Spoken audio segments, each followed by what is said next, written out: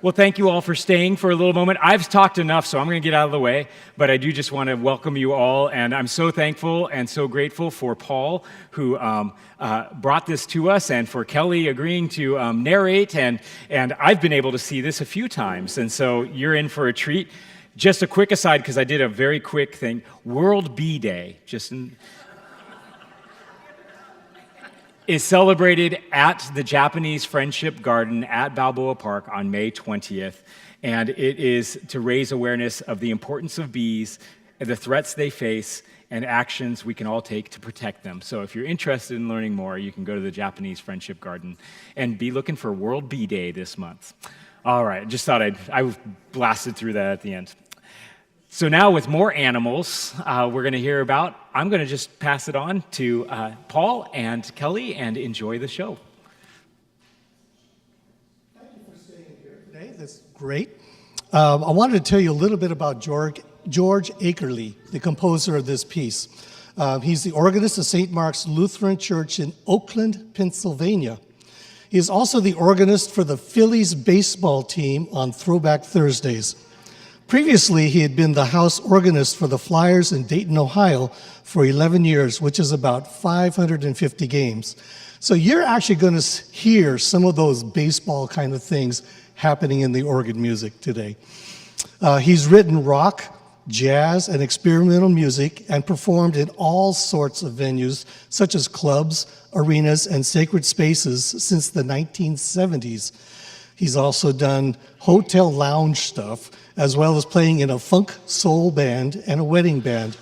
And just to round things out, he also played harpsichord for an 18th century music group. Culturally as well as musically, Akerley is an omnivore.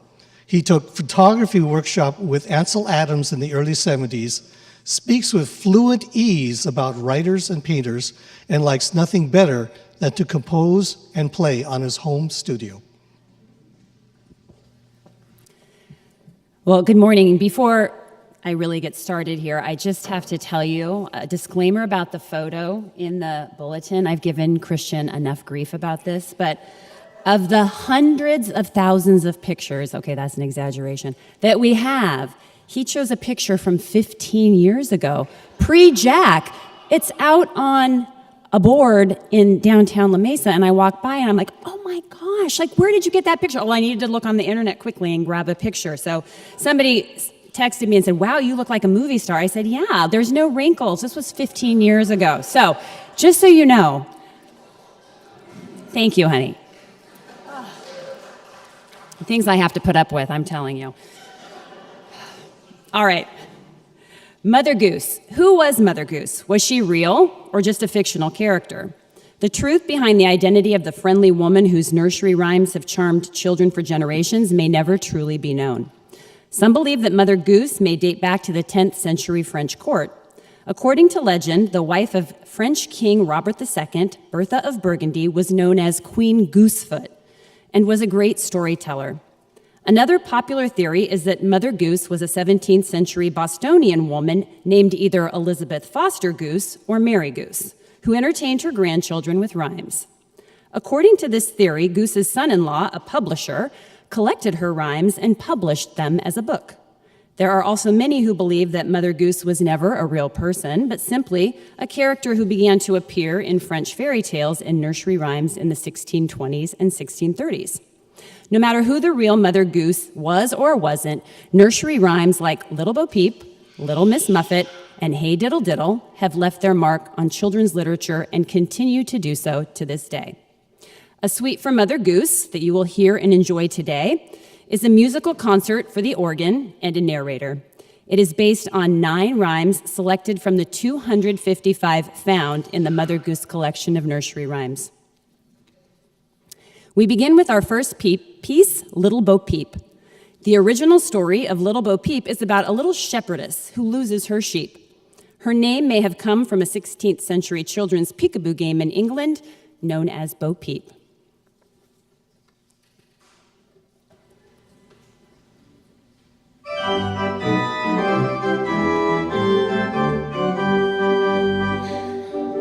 Little Bo Peep has lost her sheep and can't tell where to find them. Leave them alone, and they'll come home and bring their tails behind them.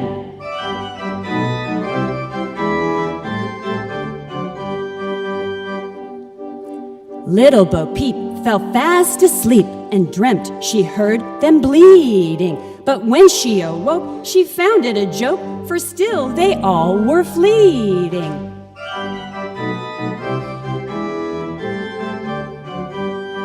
Then up she took her little crook, determined for to find them. She found them indeed, but it made her heart bleed, for they left all their tails behind 'em.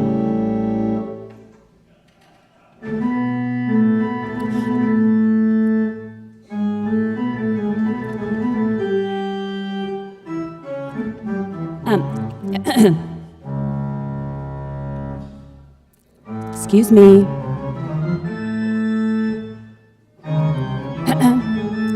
Excuse me.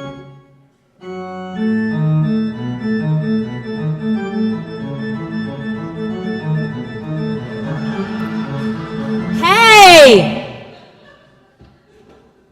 Thank you, organist.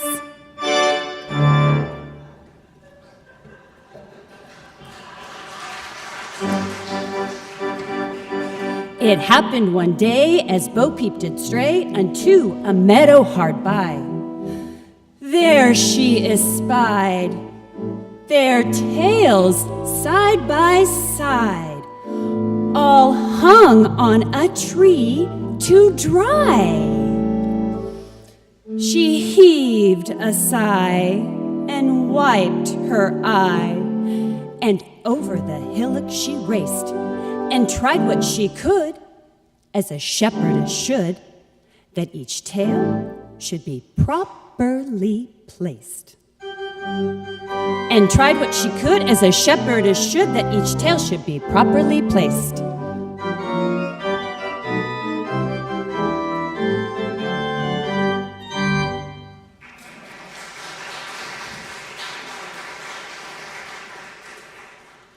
Our second piece, The Clock, is about a headmistress of a school instructing young children on good behavior. Like any good sermon, the clock ends with an amen, and soon the schoolroom clock needs rewinding.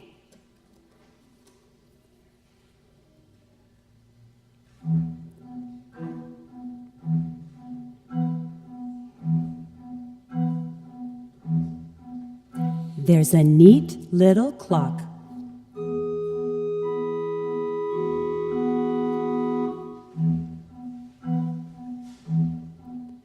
in the schoolroom it stands.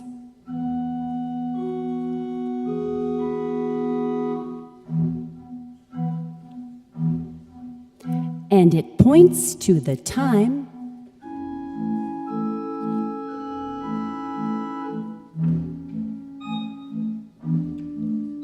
with its two little hands.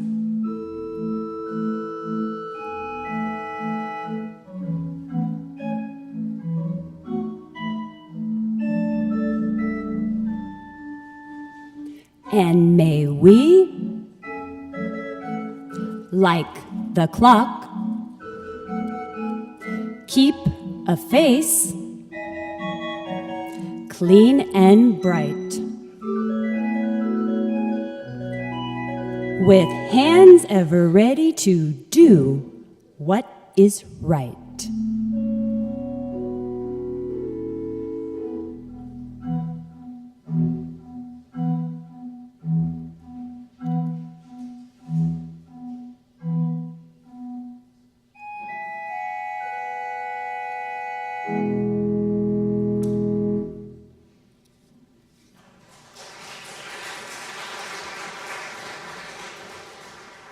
Our third piece is titled The Cats of Kilkenny. In this piece, a storyteller tells a tale about two cats who once lived in the Irish town of Kilkenny. The Kilkenny cats are a fabled pair of cats who fought each other so ferociously that only their tails remained at the end of the battle. Often, the absurd implication is that they have eaten each other. In this piece, listen for the bagpipes, which represent the cats.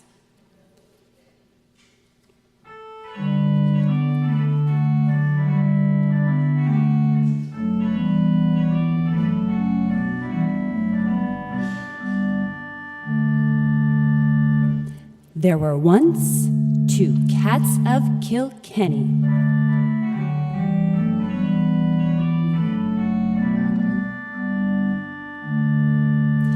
Each thought there was one cat too many. So they fought and they fit and they scratched and they bit. They fought and they fit and they scratched and they bit till accepting their nails and the tip of their tails, accepting their nails and the tip of their tails, accepting their nails and the tip of their tails, instead of two cats, there weren't any.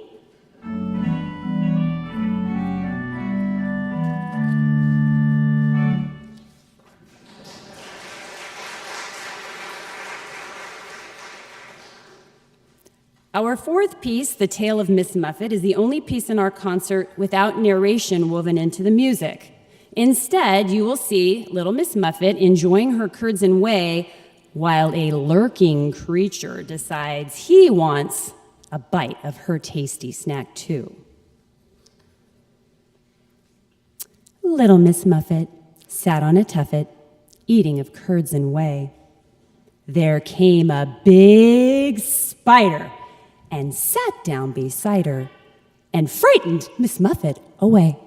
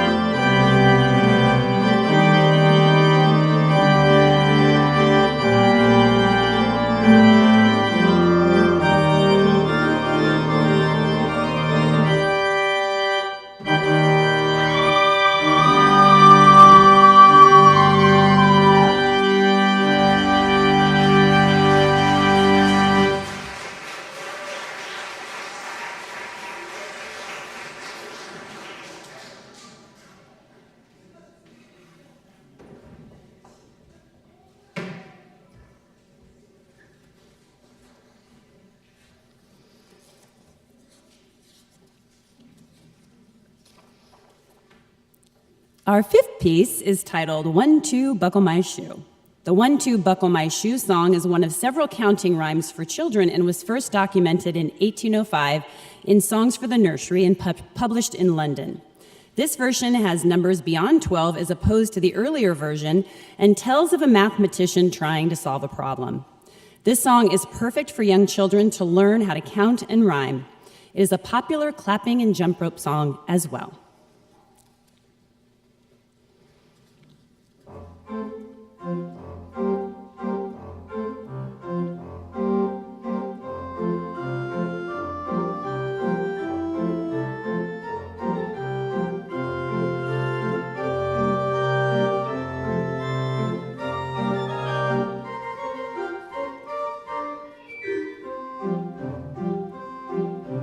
One, two. Buckle my shoe. 3, 4. Knock at the door. 5, 6. Pick up sticks.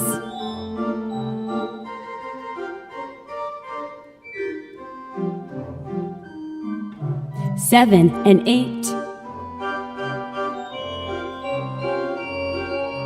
Lay them straight, lay them straight. 9 and 10, a good fat hen. 11, 12, dig and delve. 13, 14, maids a-courting. 15, 16, maids in the kitchen.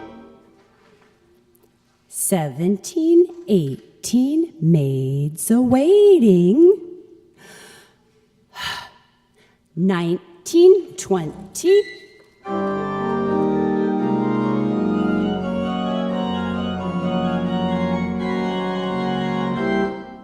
My plate's empty.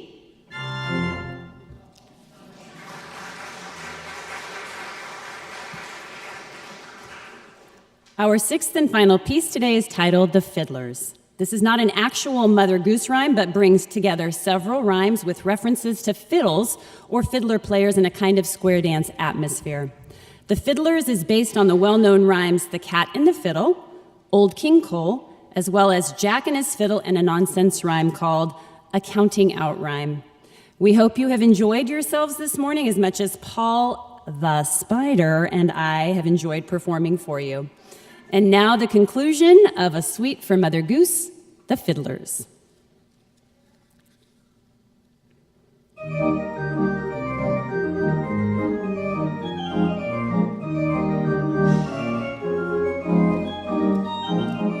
Hey diddle diddle, the cat and the fiddle, the cow jumped over the moon.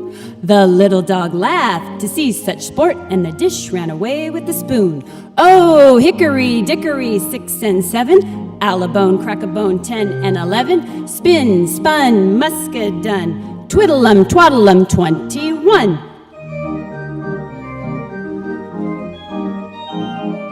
Jackie, come and give me thy fiddle, if ever thou mean to thrive. Nay, I'll not give my fiddle to any man alive.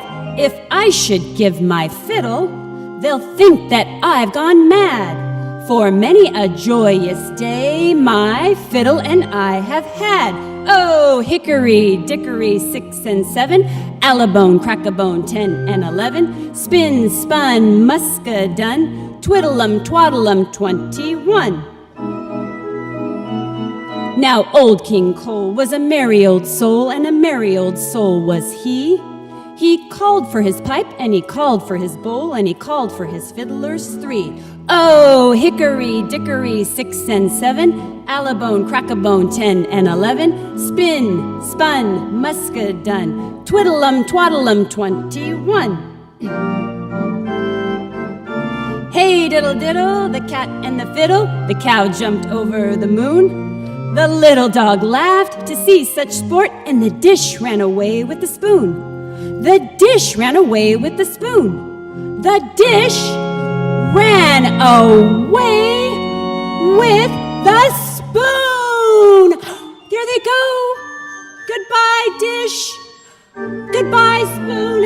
Have a lovely time.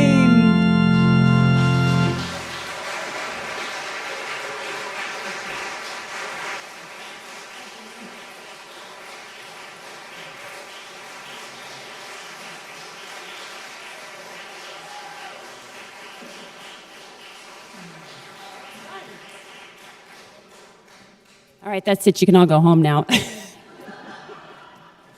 I do want to say thank you to these two. Not only did they offer this afternoon, but our Children's Center children came and they got to experience it. So there's over 80 families that are a part of our Children's Center ministry throughout the week, and they were able to sit and to listen and to walk by and watch Paul play the organ up close. And so not only was this for entertainment, but it's a great opportunity for children to learn about this great instrument that they get to see and to hear some traditional rhymes and to learn from them. So I give thanks to both of these for being in ministry in this special way. So one more round of applause, and thank you so much.